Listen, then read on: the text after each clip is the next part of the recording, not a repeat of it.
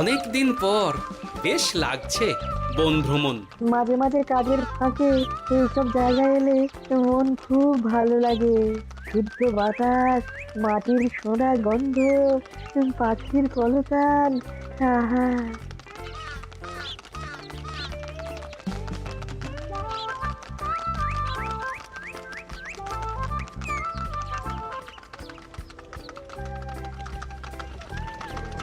মহারাজের রথ থামছে।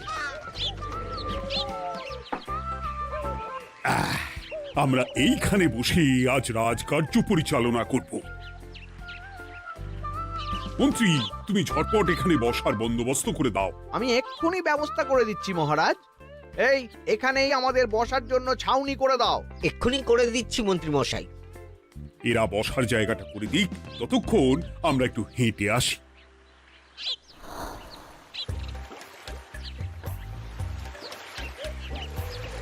সকালবেলা হাঁটা শরীরের পক্ষে খুব ভালো মহারাজ।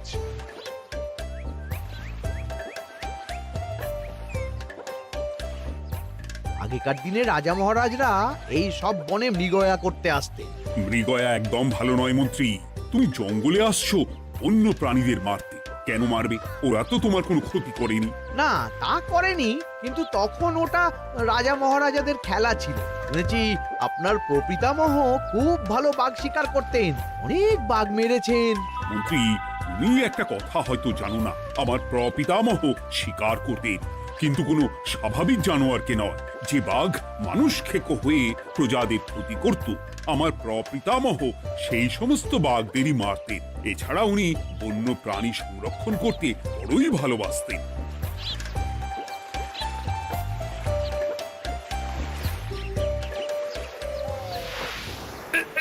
উফ, এটা আবার কি? এই এটা আবার কোথা থেকে উড়ে এলো? কোথাও তো ঝড় হাওয়া কিছুই নেই।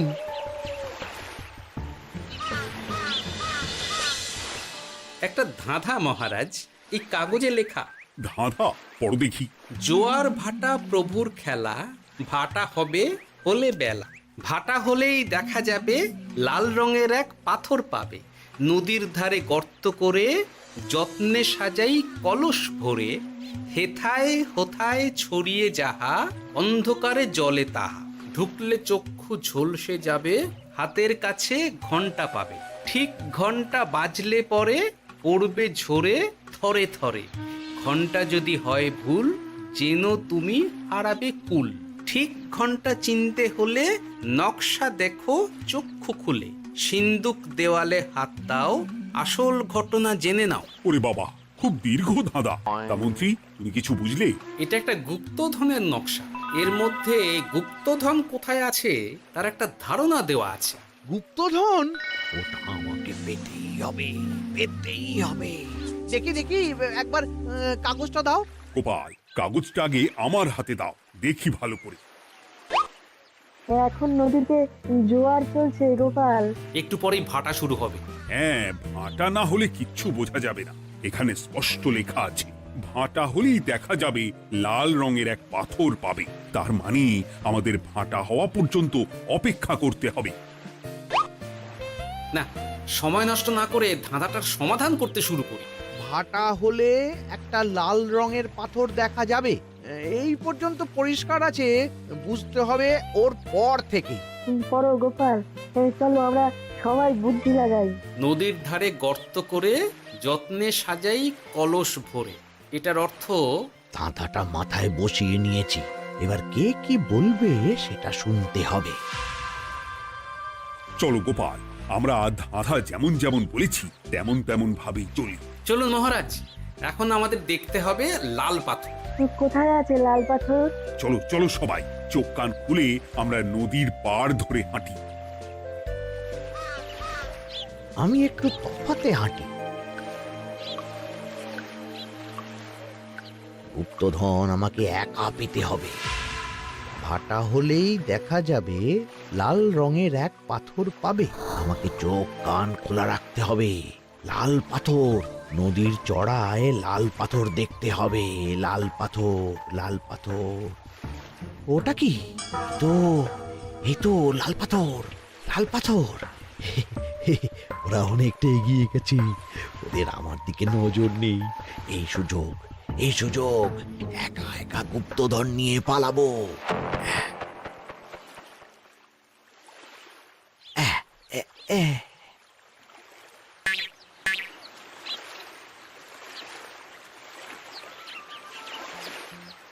কি গো, আমরা তো হেঁটেই চলেছি, লাল পাথর তো কই দেখতে পাচ্ছি না। আরেকটু হাঁটতে হবে মহারাজ, গুপ্তধন বলে কথা, ওকে আর সহজে ধরা দেয়? সেটা অবশ্য সঠিক কথা। আচ্ছা, আমরা সবাই তো আসছি হেঁটে হেঁটে, মন্ত্রী মশাই গেলেন কোথায়? ও কি যে ঘটে! সত্যি তো, মন্ত্রী কোথায়? ও সেনাপতি, মন্ত্রীকে দেখেছো? কই, না তো মহারাজ। তাহলে কোথায় গেলেন মন্ত্রী মশাই? এই জঙ্গলে বাঘ ভাল্লুক আছে, শেষে কিনা বাঘে নিল। হায় হায় হায়, মন্ত্রী গিন্নির কাছে আমি কি মুখ দেখাবো? হুম, বাঘ ভাল্লুকের পেটে যাবার লোক তো মন্ত্রী মশাই নন। ও গোপাল, কি ভাবছো? কিছু তো একটা বলো। এখন আমাদের মন্ত্রী মশাইকেই খুঁজতে হবে। তবে মন্ত্রী মশাই বাঘ ভাল্লুকের পেটে যায়নি। তুমি নিশ্চিত হচ্ছ কি করে? অত পেঁচালো মানুষকে বাঘ ভাল্লুক গন্ধ শুকেই ছেড়ে দেবে, হজম করতে পারবে না। না না না, এখন রসিকতা করার সময় নয়, আমাদের মন্ত্রীকে খুঁজে বার করতেই হবে। কোথায় গেল মন্ত্রী? চলো চলো, গুপ্তধন মাথায় থাক, চলো মন্ত্রীকে খুঁজি। আহ, মন্ত্রী কোথায় গেল কে জানে। একবার পুরো ধাঁধাটা ঝালিয়ে নি। ভাটা হলেই দেখা যাবে লাল রঙের এক পাথর পাবে। ভাটা হয়েছে, লাল রঙের পাথরের মাথায় চাপ দিয়ে গুহার মুখও খুলেছি। এবার এবার নদীর ধারে গর্ত করে যত্নে সাজাই কলস ভরে। এটাই তো ঠিক বুঝতে পারছি না।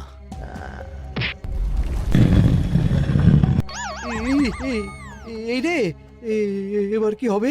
হ্যাঁ, মহারাজ, কোথাও একটা আওয়াজ হলো। এই, আওয়াজটা কোন দিক থেকে হলো? চলুন সামনে এগিয়ে যাই। আমার মনে হয় আওয়াজটা সামনের দিক থেকে এলো। আমারও তাই মনে হলো। তবে কি মন্ত্রী মশাই লাল পাথরের হদিশ পেয়ে গেছেন? আমাদের চোখে পড়লো না, অথচ মন্ত্রী মশাইয়ের চোখে পড়ে গেল।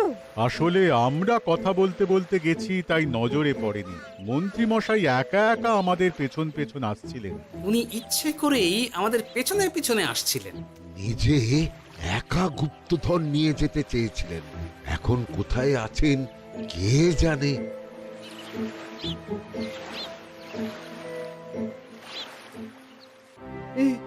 অন্ধকারে কিছু দেখতে পাচ্ছি না তো। ধাঁধাতে কি ছিল? হ্যাঁ, কি ছিল? হেথায় হোথায় ছড়িয়ে যাহা, অন্ধকারে জলে তাহা, ঢুকলে চক্ষু ঝলসে যাবে, হাতের কাছে ঘন্টা পাবে। পেয়েছি পেয়েছি, ঘন্টা ঘন্টা ঘন্টাটা পেতে হবে। ঘন্টাটা ঘন্টাটা ঘন্টা।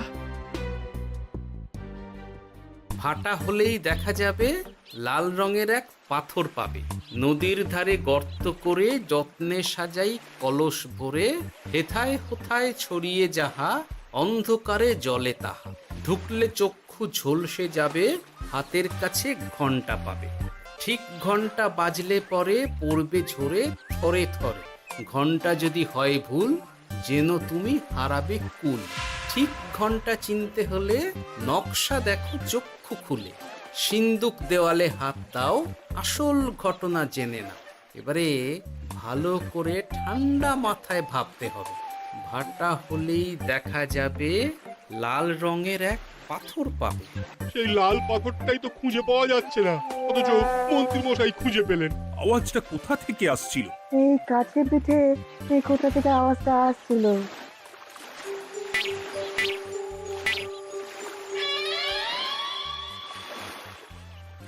এই তো, এটাই মনে হয় সেই লাল পাথর। একটু নাড়িয়ে চাড়িয়ে দেখি তো কিছু হয় কিনা।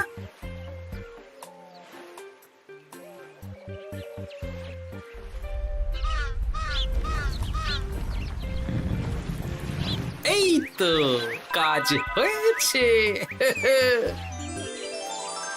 এই তো সুড়ঙ্গ। আপনারা নিচে নামুন। আপনারা কি দেখছেন সেটা বলবেন মহারাজ। সবাই যদি নেমে যাই, যদি কোনো কারণে সুড়ঙ্গের মুখ বন্ধ হয়ে যায়, তাহলে আর আমরা বাইরে বেরোতে পারবো না মহারাজ। গোপাল ঠিকই বলেছে, আমরা দুজন বাইরে থাকি। মহারাজ, আর একটা কথা, কোনো ঘন্টায় হাত দেবেন না, মনে আছে তো? ঘন্টা যদি হয় ভুল, যেন তুমি হারাবে কুল। ওরে বাবা, এই বয়সে আর কুল হারাতে চাই না। ঠিক আছে, তোমার কথাই অক্ষরে অক্ষরে পালন করব। দেখি এই সুরঙ্গে মন্ত্রীমশাইকে দেখতে পাই কিনা। চলুন মহারাজ, সুরঙ্গে নামি। সবাই সাবধানে নামো।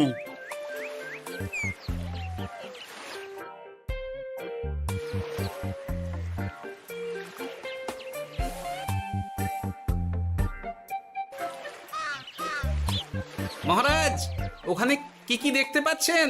ওখানে কি মন্ত্রী মশাই আছেন? না গোপাল, মন্ত্রীকে এখনো দেখতে পাইনি। শুধু আমি এখানে অজস্র পাথর দেখতে পাচ্ছি। পাথরে পাথরে ছয় লাভ, ছোট বড় অজস্র। পাথরগুলো বড় অদ্ভুত, কিরকম কিরকম মানুষ মানুষ করুন। লম্বা বেটে হরেক রকম। মানুষ মানুষ গরম, সেটা কি রকম? আর কিছু? কোনো কলসি কি দেখতে পাচ্ছেন? কলসি তো দেখতে পাচ্ছি না। মহারাজ, কলসি থাকতেই হবে, কারণ ধাঁধায় লেখা আছে নদীর ধারে যত্ন করে যত্নে সাজাই কলস ভরে। গর্তটা আসলে হলো সুড়ঙ্গ, কিন্তু কলস। মহারাজ, মহারাজ, এইদিকে এইদিকে একটা কলসের মতো কি যেন আছে। এইদিকে আসুন, এদিকে এদিকে। হ্যাঁ গোপাল, দেখতে পেয়েছি। এবার আমি যেরকম যেরকম বলবো সেই রকম সেরকমই করবেন। আমি বিজ্ঞানীকে নদী থেকে জল তুলে পাঠিয়ে দিচ্ছি। পাত্র কোথায় পাবে? আমাদের জল খাবার যে পাত্র আছে সেটা আনতে লোক পাঠাচ্ছি। ঠিক আছে। শুধু একটা কথা বলছি, আপনারা কেউই সুড়ঙ্গের ভেতরে কোনো কিছুতে হাত দেবেন না। কেন গোপাল? সব পরে বলবো, এখন আমি যা বলছি সেটা শুধু মনে রাখুন। সুড়ঙ্গের ভেতরে কিছুতে হাত দেবেন না। ঠিক আছে। প্রহরী, তুমি যাও, যেখানে আমাদের বসবার আয়োজন করা হয়েছে সেখানে গিয়ে একটা জলের পাত্র নিয়ে নদী থেকে জল ভরে নিয়ে এসো। গোপাল, মন্ত্রীমশাই কোথায় গায়েব হয়ে গেলেন? কোথাও গায়েব হয়ে যাননি বিজ্ঞানী, কোথাও গায়েব হয়ে যাননি উনি। উনি ওই সুড়ঙ্গের ভেতরেই আছেন। কিন্তু কেউ তো ওনাকে দেখতে পাননি। সম্ভবত পাথর হয়ে আছে। এখন কিভাবে পাথর হয়েছেন সেটা তো আমি বলতে পারবো না। সবটাই স্বপ্নের মতো লাগছে। ঠিক যেন স্বপ্নের মতো লাগছে। এই জীবনে সুরঙ্গ দর্শন হয়ে গেল। আমাদের পাতাল প্রবেশ। পাতালে আসিয়া আমি মনে মনে বলি, গুপ্তধর নিয়ে আমরা যেন সৎ পথে চলি। তোমার এখনো কাব্য আসছে সভাকবি? আসছে মানে কাব্যের সাথে আছে রোমাঞ্চ, করছে গা শীত, হচ্ছি আমি অধীর। মহারাজ, জল দিয়ে বিজ্ঞানীকে পাঠাচ্ছি। কি করতে হবে বিজ্ঞানীকে সব বলে দিয়েছি। তুমি ভেতরে আসবে না? আসবো ঠিক সময়ে। এখন আমি যেমন যেমন বলবো আপনি ঠিক তেমন তেমন করবেন। ঠিক আছে। বিজ্ঞানী, যেমন যেমন বললাম ঠিক তেমন তেমন ভাবে কলসিকে জল দিয়ে পরিষ্কার করবে। মনে রেখো, ধাঁধায় আছে কলসি সাজাই যতন কর। তুমি একটা কথা মনে রেখো বিজ্ঞানী, কোথাও হাত দিও না কিন্তু। ঠিক আছে গোপাল, তোমার উপস্থিত বুদ্ধির তুলনা নেই। আমি যাচ্ছি গোপাল। সাবধানে সাবধানে। মহারাজ, বিজ্ঞানী যাচ্ছে। সাবধানে নামো, সাবধানে। মহারাজ, কলসিটা কোথায়? ওই তো, একটু সাবধানে যাও।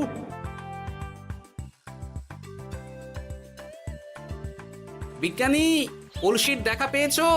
পেয়েছি পেয়েছি পেয়েছি। এবারে কলসিটাকে ভালো করে জল দিয়ে ধুয়ে দাও। কলসির আলোয় সুড়ঙ্গ আলোকিত গোপাল। এরপর কি? ভালো করে দেখুন মহারাজ, কোথাও ঘন্টা দেখতে পাচ্ছেন কিনা। ঘন্টা? একটা তো নয়, সার সার ঘন্টা, অনেকগুলো ঘন্টা। সাবধান, ঘন্টায় হাত দেবেন না, শুধু দেখুন।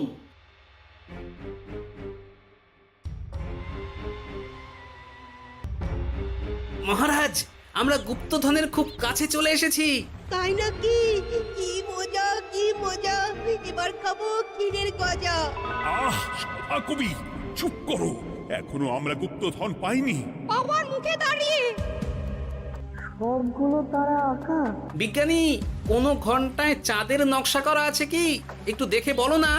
আমি আতস কাজ নিয়েই দেখছি, সব ঘন্টাতেই তারা আঁকা। খবরদার কোনো ঘন্টাকেই ছোঁবে না। ঠিক আছে, কোনো কিছু না ছুঁয়ে আমি দেখছি। পেয়েছি গোপাল, চাঁদ আঁকার ঘন্টা পেয়েছি। ওই ঘন্টাটা বাজাও, বাজাও।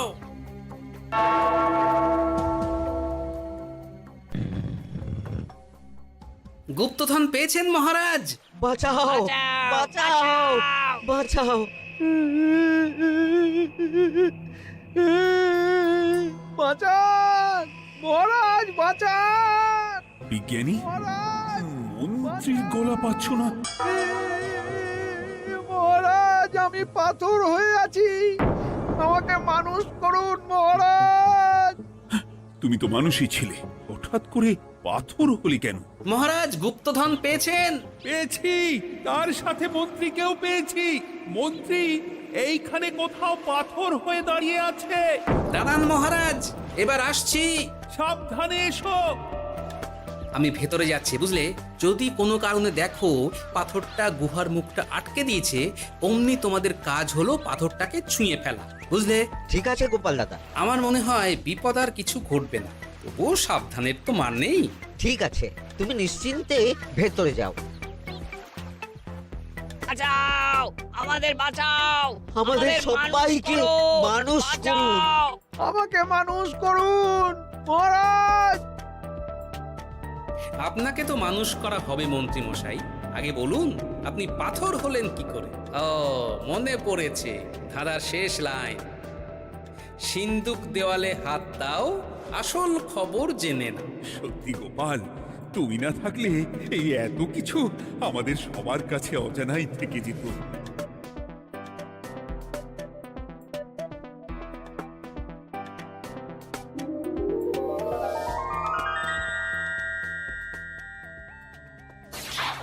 ধন্যবাদ আমাকে মুক্ত করার জন্য।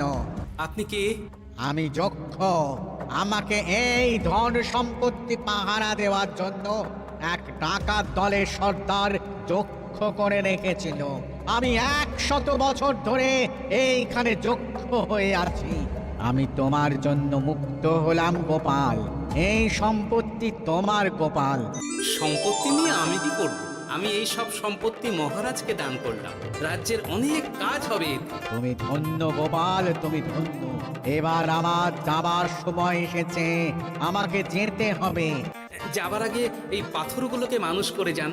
এরা সব লোভী। আমি আমার সীমিত ক্ষমতায় এই গুপ্তধনের ধাঁধাকে এখানে যারাই ভ্রমণ করতে আসে তাদের হাতে তুলে দিই, কিন্তু কেউ এই ধাঁধার সমাধান করতে পারে না। সবার মনে লোভ কাজ করে, এই লোভ এদেরকে পাথর করে রেখেছে।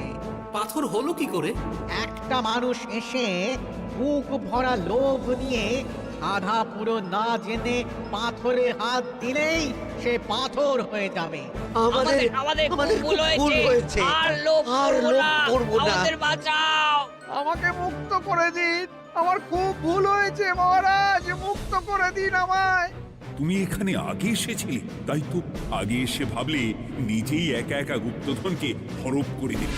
এদিকে তোমাকে না দেখতে পেয়ে আমাদের কত চিন্তা হচ্ছিল। যারা লোভী তারা কারো কথা ভাবে না, শুধু নিজের কথা ভাবে। আমাকে আর একটা সুযোগ দিন, আমি আর লোভ করব না মহারাজ। ও, তোমার কথার কোনো দামই নেই। না মহারাজ, আমাকে আর একটা সুযোগ দিয়ে দেখুন, আমি আর লোভ করব না, আমাকে মানুষ করুন মহারাজ। আমাদের সবাইকে মানুষ করুন, দয়া করে মানুষ করুন। যক্ষরাজ, এদের আপনি ক্ষমা করে দিন। ঠিক আছে, তোমাদের আবার মানুষ করে দিচ্ছি।